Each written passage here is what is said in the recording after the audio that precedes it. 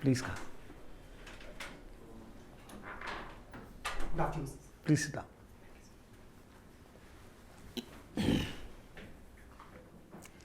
So, Mr. Krishna Chandra Gupta is your name. Yes. Okay. 5 attempts. You have gone to UPSC earlier also? Yes. When was that? Sir, 2020. Last. And how many marks you got? Sir, 185. Very good. You had come to RAU'S also earlier? No, sir. No, This is very the first nice. We'll start. Please tell us about yourself. So my name is Krishna Chandra Gupta. I come from Gwalior, Madhya Pradesh. I have done my engineering in electrical engineering. Post that, I have a brief stint as an advisory analyst in Deloitte, USA. And I have been the national debate winner, as well as I have represented Indore in All India campaign that is called I Lead India campaign, launched by Times of India. Thank you. I Lead India campaign. I Lead, L-E-A-D. I lead India campaign. Yes. So, you are from Madhya Pradesh. Please give us an overview of the state of Madhya Pradesh, please. So Madhya Pradesh is situated at the heart of India. It is famous for its history, such as the Bhimbetka, Sanchi, as well as other UNESCO related places. It is also the tiger state of India, where 526, the highest number of tiger prevails. It is also the tribal state of India, where the largest number of tribes are being situated. MP is also famous for its investment, as well as the Pravasi Bharatiya Divas. MP has also been credited to have won the Swachh Bharat mission 7 times consecutive. Thank you. Now tell me, you have taken political science and international relations. Why do we need Rajya Sabha? What is the need? Because in many states, as you know, the legislative council is not there. Do you know that? Yes. Yeah. So why should we have Rajya Sabha? Tell me, is it needed really? Lok Sabha is representing the people. So Rajya Sabha is needed because India is a federal country and the representation of states are necessary. And But states are represented through their MPs. All states are represented. so by the what is representation of state is by the state government as well. There is a say of state government should be there in the center as well. How does state governments to keep on changing? MPs remain the same. How does it happen? Tell me. So the state government along with the governor as well as the Panchayati Raj all No, elected but this is members. what I am saying, that today let us say state has a BJP, it's a BJP ruled state, and they have sent some members of the Rajya Sabha. The Congress comes into power, but those Rajya Sabha members continue, which were of the BJP guys. No, this is no argument. Tell me something else. Second one would be, so it is for the some of the 12 members of the Rajya Sabha are being nominated from various fields. So that kind of a representation. Just for nomination, you think Rajya Sabha should continue? They can be nominated to Lok Sabha, and you know even in Lok Sabha there is a provision for nomination of MPs. Yes. So So it's one of the feature.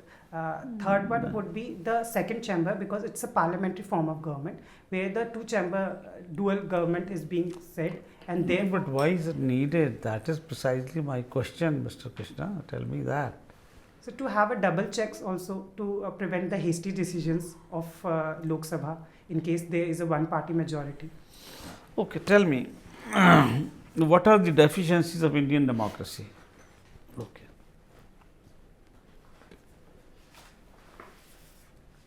So one starting with though India is being considered as the mother of democracy, but there are some of the lacunas that we are having. Tell me. Some of the, for example, Indian democracy, here we have a nominal as well as executive government and nominal as well as the executive head of the government. And there have been instances where the conflict of interest between these two have No, there. just mention the points, please. 1, 2, 3.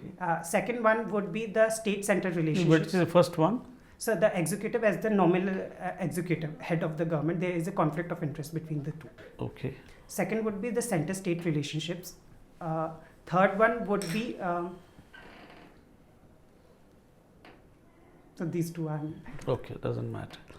Tell me, is a weak Pakistan good for India? Because Pakistan is in a bad shape, and there have been talks, some Pakistanis saying India should help, some Indians are also saying India suo moto should help Pakistan in the crisis. But Pakistan, even Punjab incident has been instigating Khalistanis. But many people are saying it's good to have weak Pakistan because it's vulnerable now, and now is the time to strike or whatever. What is your view? No, sir. Pakistan, a stable Pakistan is needed because any unstable entity in your neighborhood can have an overflow or ripple effect in the security, as in the Punjab case. So, what kind of ripple effect it will have? This is their own, the ISI, their own deep state, which is doing. So, the ripple effect? How? Tell me, what ripple effect? So, it could be the increase in the transgression, the migration could have occur, as well as the some of migration from Pakistan to India. So there could be the instances because there have been a lot of backlash in the instability of the polity as well as the economy. Okay, what else? Second could be because of the unstable civilian population, the nuclear weapons are not in the secure hand, and because the state is a deep state, and there could be issues with that. Third would be diplomatically, a weak Pakistan could become a channel of a hand where the China can use it for a proxy war against India. So these are the few things. Which it is using as it is using. Now my last question is, tell me 3 famous things of the state of Odisha, please.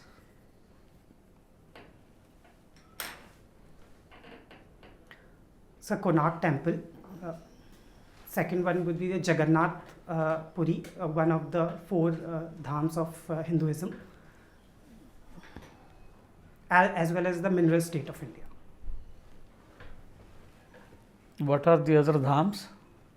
So one is the Dwarka, in south Rameshwaram, and in north Kedarnath Badrinath. And Konark temple is dedicated to which god? So the sun. Thank you. Mr. Krishna, you were advisory analyst Deloitte. Yes. What was your job? So we were the technical support team to the audit team. So we were used to the responsibility which was given to us was to write the program, to cleanse the data, to profile it, and to give insights to the auditors. Cleanse the data. What data? So the data, the credit, the flow, the transaction data comes to us, and most of the time it is of different forms. Okay.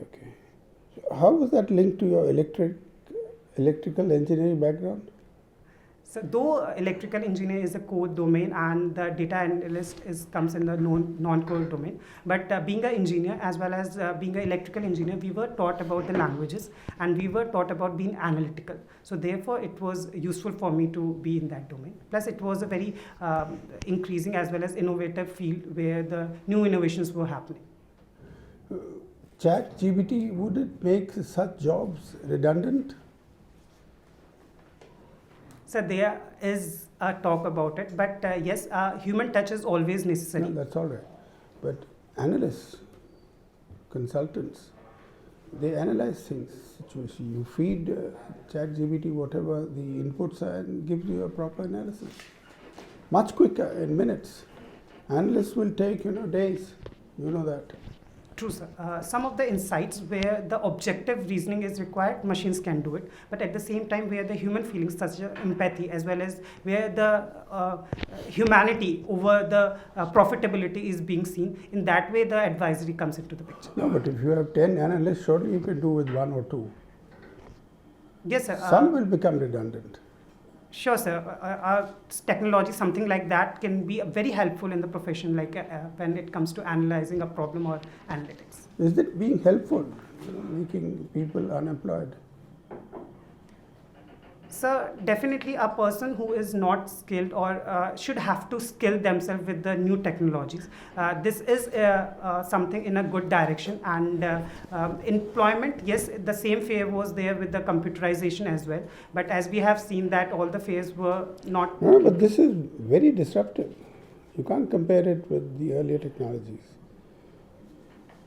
So true, it is true, but we have to make sure that the human component or the human-centric technology will always remain the centric of this development. But very exciting, isn't it? Yes.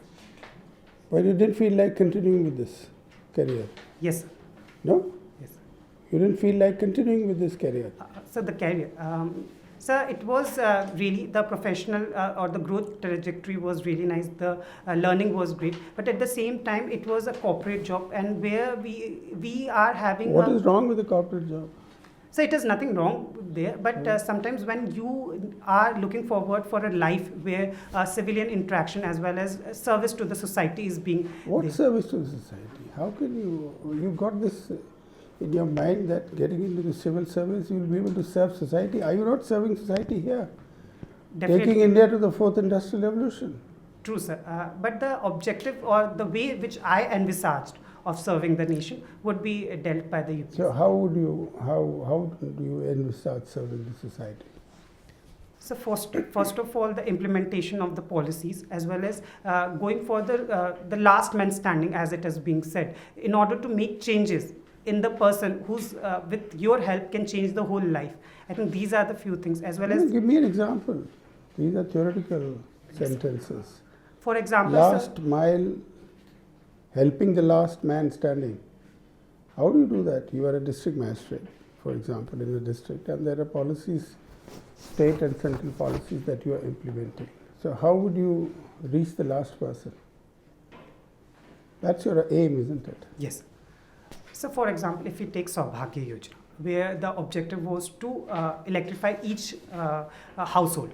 And in that way, India has attained for a very long time all the electrification of the villages. But So if there is a tail end village which has no electricity, surely you can set up a solar panel or you could take a transmission line.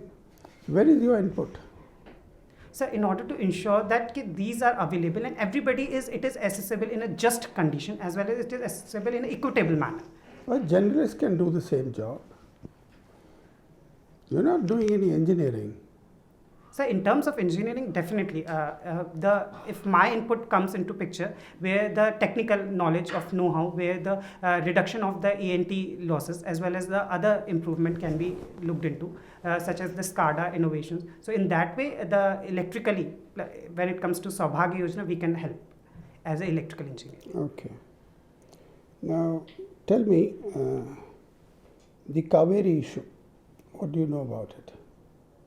Kaveri river water dispute between Karnataka and Tamil Nadu. that's all? So Telangana has been also made the party of it. Telangana has nothing to do with Kaveri waters. Anyway, tell me about Kaveri and about Karnataka and Tamil Nadu. What is the dispute? So it's the sharing of the water as well as the maintenance of the level of the water in the dam. Obviously. What is the nature of the dispute? Any river dispute will be that sharing of waters. Which is the upper riparian state? So the Karnataka is the upper riparian state. And therefore the Karnataka is holding some of the water for its agriculture as well as use, and therefore the Tamil Nadu was not getting the appropriate or which was agreed in the river dispute settlement which happened, and therefore it again went to the Supreme Court, where it was some of the water from the reservoir which will be created was granted to the Tamil Nadu. When was this judgment or verdict issued? Are you sure or are you guessing? No, sir. There was the Supreme Court. It was even said that because the Supreme Court doesn't have a jurisdiction in the river dispute, and then the Supreme Court came into it. So, Okay. Now my last question, you mentioned Swachh Bharat. Yes. Madhya Pradesh winning it 7 times. There was a recent survey, which is a government survey, which indicated that the government claims on 100% ODF free villages is not true. In fact, some 30 to 40% of the villages are not ODF free. So what do you say? Is this happening in Madhya Pradesh also? Because on paper you can always create a situation where 100% free. So the data is not available, so I would I'm not talking be able about a government survey. Yes, sir. I am aware of the survey, and there have been findings where the. And this is not the first, this is the third such survey which has come up with similar findings. Definitely, sir. It is a direction in which we have to look, and corrective measures should be taken, as well as to ensure that the ODF, when a status like ODF free is being provided, it has to be provided in a, not just in the paper but also on the ground. Thank you. Krishna Chandra Gupta.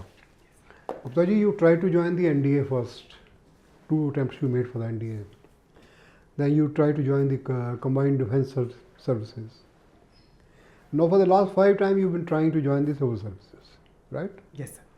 So you are interested in everything except electrical engineering. And yet you wasted 4 years doing electrical engineering. So how do you justify it?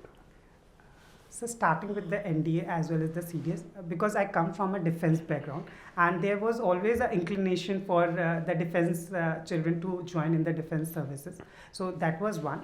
So therefore I joined it. But when I was doing my engineering, as well as when I participated in a project called I Lead India campaign, it has a very long-lasting impact. And there I realized that I came to know about the UPSC and the integrities of it, and therefore I started thinking about it to join UPSC. Yeah, you made 5 attempts, Yes. you wasted 5 years, but no electrical engineering anywhere. So electrical engineering, first as an electrical engineer would be a very beneficial for a civil servant, because the new domains such as electrical vehicle, renewable energy, so as well as the climatic negotiation, in these processes, if a person like an electrical engineer who has a professional knowledge into it can contribute better than the other person. So then we should take only electrical engineering into civil services, no? No, sir. At the same time, there would be different domains as well where the other professional services would be needed. So our overall personality should be the chosen, and that's what the objective is for the UPSC. Okay, let us go to more mundane things. We start from Kashmir and we take a round of the country. Please mention all the states clockwise. So Jammu and Kashmir and Ladakh would be the UTs. Then comes the Himachal Pradesh, then the Uttarakhand, then the Uttar Pradesh, then Bihar, then Sikkim, then Assam, then Arunachal Pradesh, then Nagaland, then Manipur, then Nagaland, then Mizoram, then Tripura, then Meghalaya, then West Bengal, then Odisha, Andhra Pradesh, Tamil Nadu, Kerala, Karnataka, Maharashtra, Gujarat, Rajasthan, Punjab, and then again back to Jammu and Kashmir. Did you leave out anything? Pondicherry. Jharkhand, Madhya Pradesh, Chhattisgarh. So in between I was actually counting the boundary states. In between, there are, if we start from north to south, it would be the rest would be like Delhi as the union territory as well as the state, and then there would be Madhya Pradesh, Jharkhand, Chhattisgarh, Telangana, and these. Okay. But Tripura has no borders with Meghalaya. No, sir. So you said Tripura, Meghalaya together. Sir, Tripura, because I It was already after mentioned Assam. Yeah. So Therefore, I you didn't mentioned after Assam. Okay, now let us go to South India. What was the Dravidian movement? So Dravidian movement is a movement, regional movement, where it was in the time of the independence, it was being asked that the separate Dravid Stan, that is Dravid Nadu, is being created, which comprised of Tamil Nadu and the southern states. Recently, the Dravid movement has been connotates with the Dravidian model of development, which is being associated with Tamil Nadu. Don't talk about today. Go back again. So what was the movement about? What? So it was about the regional autonomy as well as the manifestation of the regional identity, where they felt that the country's nation or the North Indian identity being imposed, there was a fear, and therefore the movement came into origin. Who were the leaders of the movement? So I'm not sure here, but Mr. Annadurai was one of the leader there. There was somebody before him also. So I'm not sure. I'll look into it. Okay, then what were they preaching? So of the movement, Other than the autonomy, what else was there? But it was a social movement also. No? Yes, sir. Because there have been the legacy of Justice Party being before the independence, and the temple entry movement was one of the measures, and so these were the few things where the society came into play. What do you know about the Tamil language? So Tamil language is one of the classical language, one of the oldest language in the world, and Tamil has been taken from Sanskrit language, and it has a great legacy, as well as it's very interesting to learn if one wants to learn Tamil language. It has taken from Sanskrit. So some of the sources says it's taken as a Sanskrit, but at the same time Tamil language is being considered even older than the Sanskrit. So there are few disputes regarding this. Tamils will be very annoyed if you say it has been taken from Sanskrit. They took some words from Sanskrit which they have been dropping by and by. Okay, let's come to the parliament. You were the leader of the opposition in the Lok Sabha. You just heard the budget speech of the finance minister. Please speak against it. You can take a few seconds to compose the answer.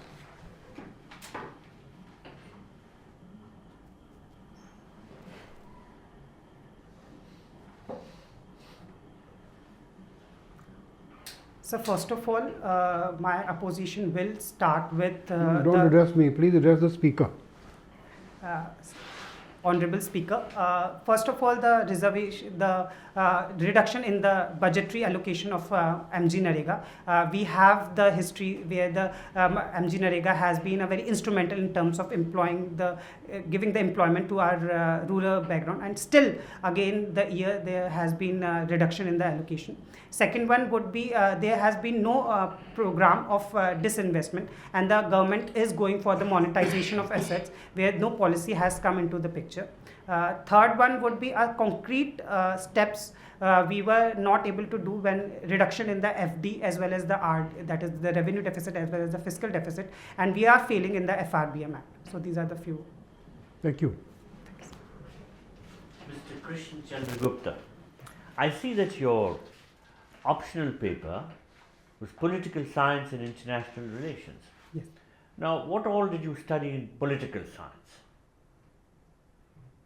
So the main focus has been one on the Indian political thoughts, second would be on the Western political thoughts, third would be on the constitutional working of India. So you studied the Constitution of India? Yes. According to you, who has the most important position in the constitutional setup of India? So in terms of the constitution or in the making of the constitution? No, in terms of the Constitution. So the Prime Minister would be, because India has adopted a parliamentary system of government. Can you tell me who all have been the Prime Ministers of India since independence? Sure, sir.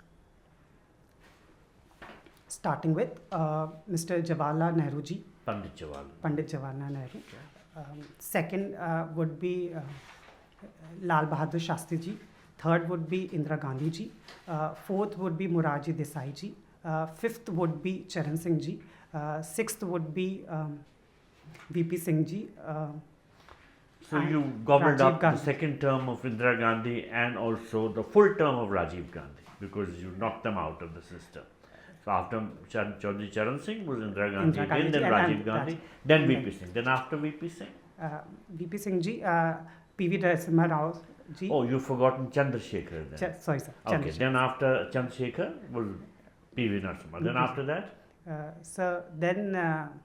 I'm only asking you because you said that you've studied the constitutional function, Prime Minister is the most important. You also studied international relations. Yes.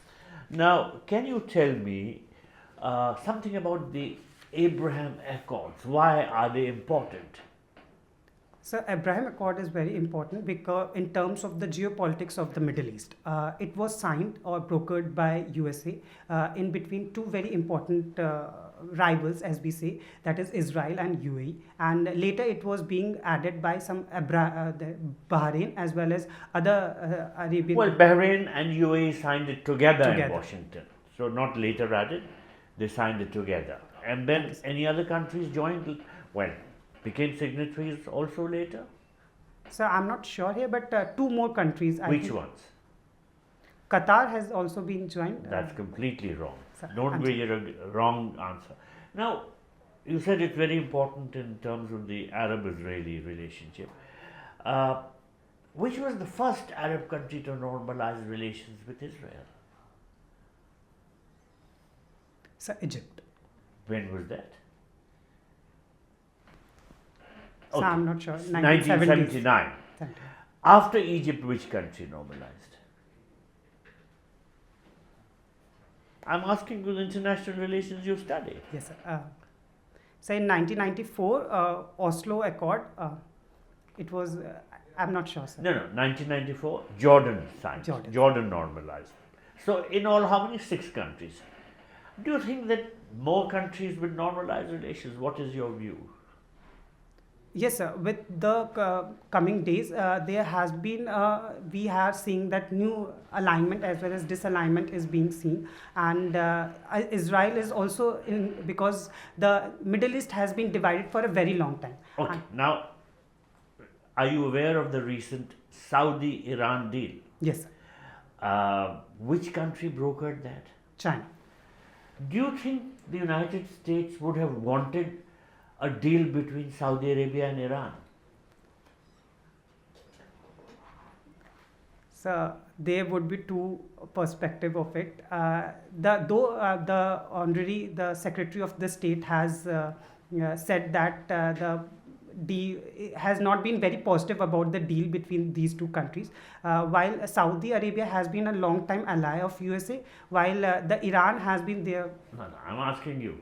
Do you think the Americans would be happy with this deal? Saudi normalizing with Iran, which America has no diplomatic relations with, and America wants to pressurize Iran as far as its nuclear program is concerned. So, what is your view? America would have been happy or not happy? So they would not be happy because it was brokered by China. So they must be having very less say in this. What did the Iran-Saudi deal provide? So it provides the re-establishment of the embassies between both, as well as the restarting of the diplomatic. So when were these diplomatic relations broken and why? So approximately in 2017 or 16, it was broken. Okay, 16. And why? So there have been the attacks on the embassies. Why? Attacks on the embassy in Tehran, Yes. Saudi embassy. But why did these attacks take place? What exactly happened?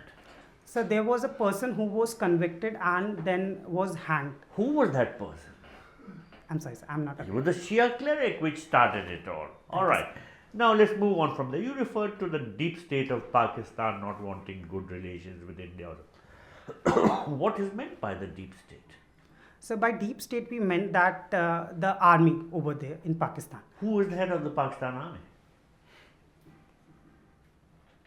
So I'm not sure with the name, but if you'll allow, I have information. I know it. I can try the name of the person. As a special case, okay?